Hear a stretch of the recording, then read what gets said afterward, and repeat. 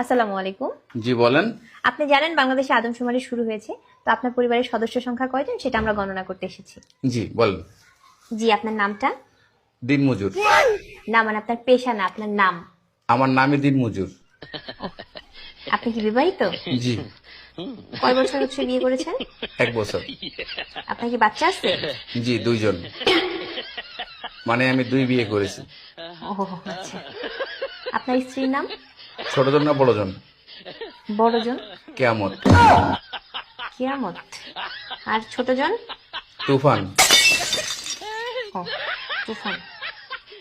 আপনার সন্তানের নাম? ছোট জন একটা না বড় জন একটা? কিয়ামত জনেরটা?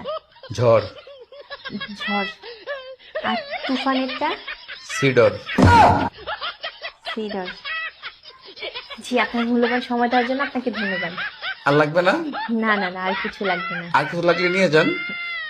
না না, তাহলে ভিতরে সেটা চা খেয়ে যান। এখানে বেশিক্ষণ থাকার সমস্যা আছে।